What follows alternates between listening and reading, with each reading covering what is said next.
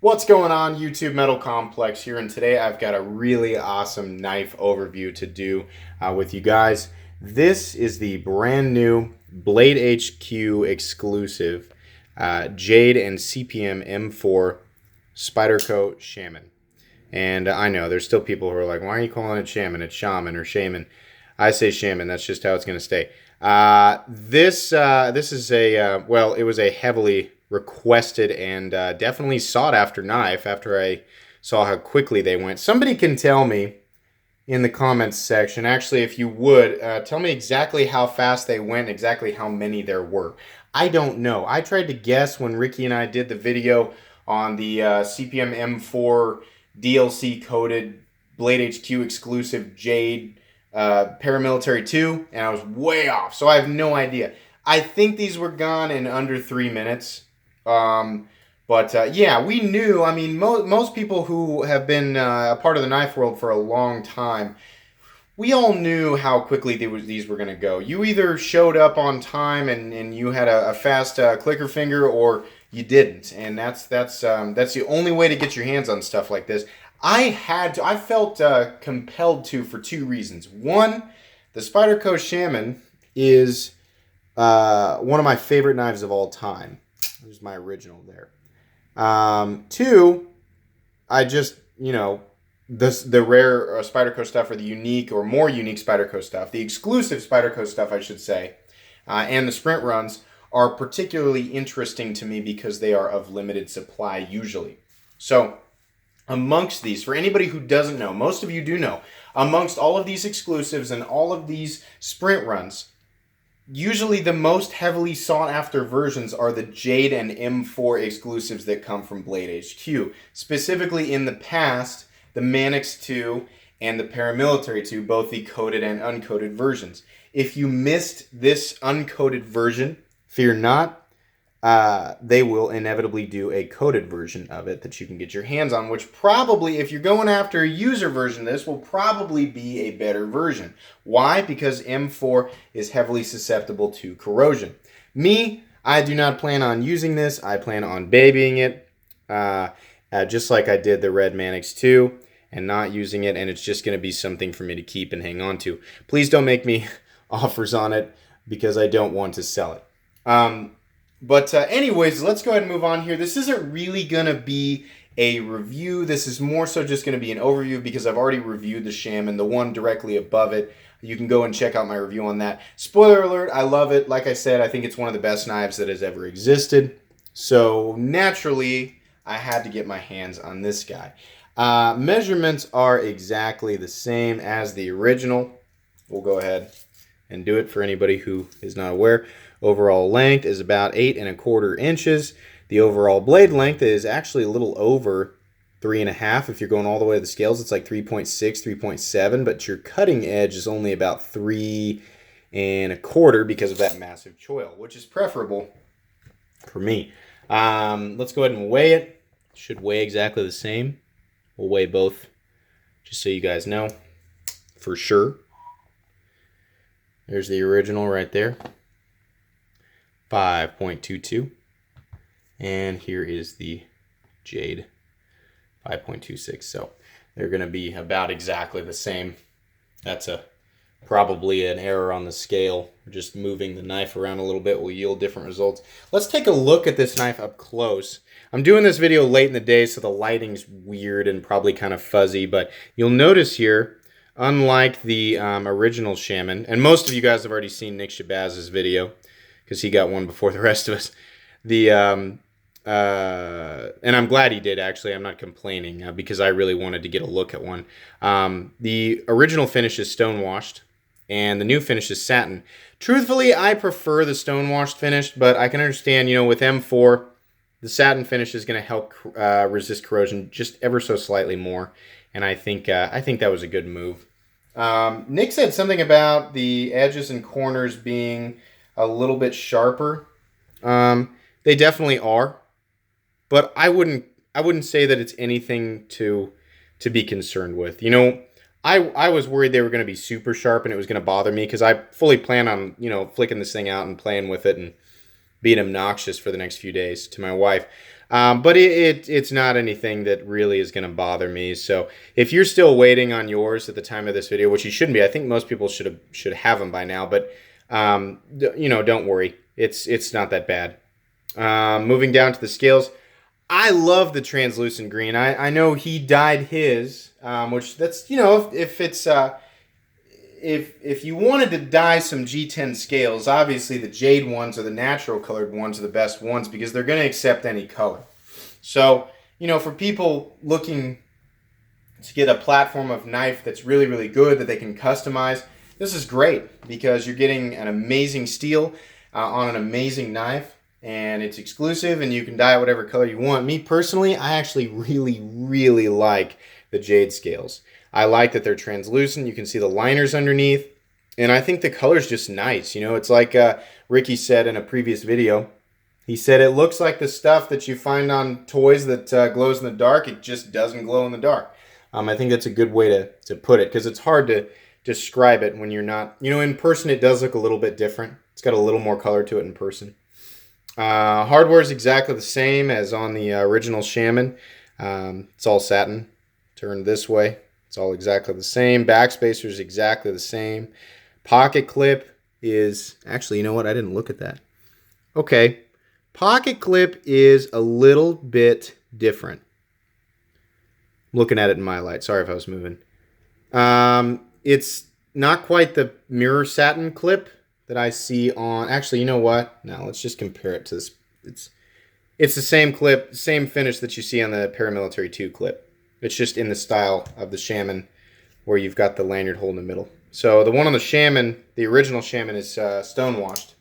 And the one on the M4 Shaman has the reflective finish. So the blade came absolutely perfect. Absolutely perfect. Sorry, I'm doing that off camera. But what I'm doing is I'm dragging my fingernail down this to test the edge. Absolutely perfect. Beautiful, beautiful setup here. This is an amazing looking knife. It's probably going to be polarizing to a lot of people. You're either going to love it or you're going to hate it. But my opinion on this knife is that I now have a version of it that is, I now have a version of a knife that I already loved so much.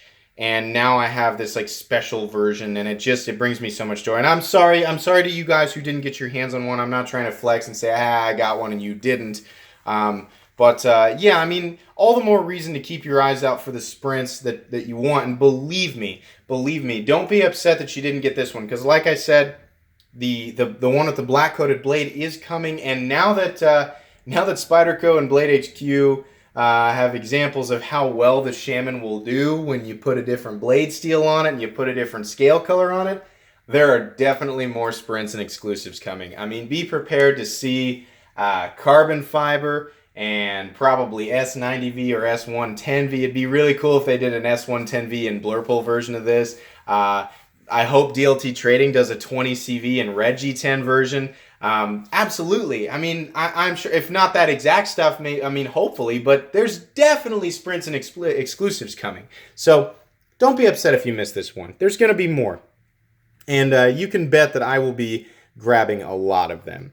So if you're new to this channel, what I like to do generally is knife reviews and knife overviews, although this one is just an overview. I also like to do battles and comparisons with, models that compete with each other.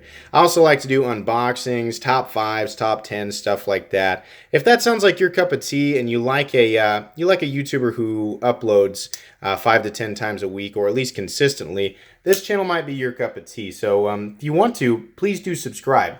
Also, for my current subscribers, as always, if you guys have been enjoying my content and you'd like to help support me, you can do so with just $1 by following the link in the description to my Patreon, and that would just mean the world to me. So, but if not, that's okay. I appreciate you all just viewing.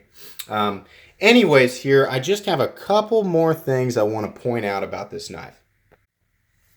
One other thing I think is really cool is the way that they skeletonize the liners on the inside of the Shaman. Taking a look at the original here, if I can get the light to work with me, you can see in there just barely those little holes, using my hand as a reflection. They do that on both sides. One side has holes that are a little bit bigger.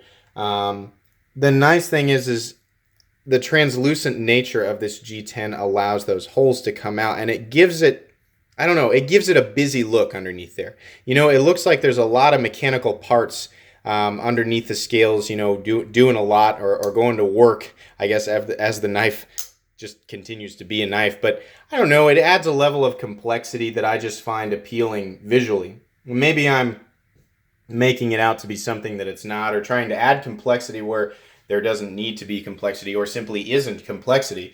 But I just really, really like this knife, and I'm almost, you know, it's almost like naturally forcing myself to find more things that I like about it. I love the way that this knife is constructed. I like how simply it's put together. I love the fact that it's got the compression lock. I love the blade shape. Reminds me of a Strider, so I feel like I don't need to buy a Strider, even though now I kind of want to. Of course, I love the spider hole. I love the how thick the blade is without being too thick. I like how it deploys. I like how the blade retracts into the handle. I love how smooth it feels after a little bit, and I absolutely 100% love the ergonomics. That's what makes this knife for me. That right there is what got me to love this knife. There's only one knife that I love more than the Shaman, and that's the Rick Hinder XM18, but my God, is it close. It is so close. This knife is awesome. If you have not had your hands on a Shaman and you've been on the fence about it, I can tell you, if you are a fan of Spyderco knives in general, maybe you've owned the Manix 2, maybe you've owned the Paramilitary 2, maybe you've owned both. But I'll tell you what, if what you're seeing right there looks pretty familiar to you and you have not had your hands on that Shaman, pull the trigger. I know it's $181 and everybody says it's overpriced. You're also going to find that most people are saying it's one of the best knives that are out there. So maybe it is a little bit overpriced, but man, you know, the Spyderco kind of got me in a corner, especially after I bought the first one, because I was like, God dang it, now I like this so much I'm going to have to buy every single Sprint exclusive that comes out. And I know people will roll their eyes at that, but I'm a collector. I'm a user of premium folding knives, but I'm also a collector of premium folding knives, and the Shaman is one that I just cannot avoid. I'm like that with the Manix 2, not so much with the Paramilitary 2, but I'm also like that with the Manix 2.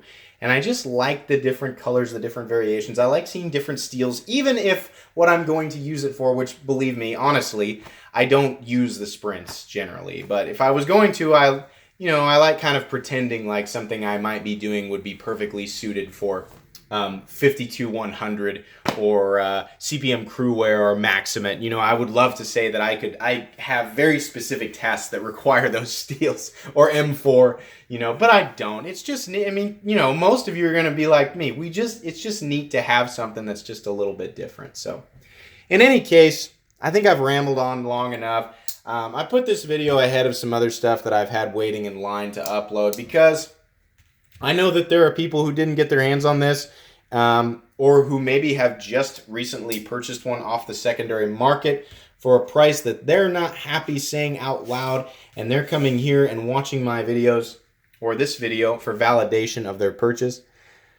I don't know what you paid for this knife. If you're watching this video way in the future and you overpaid for this knife, or you feel like you did, hey, rest assured the knife that you're buying is an excellent folding knife, and this is an awesome version of it. I'm not going to say that any amount is justified for it, but if you're happy with what you paid, or you can justify what you paid financially, you will get a knife that will make you very happy in return.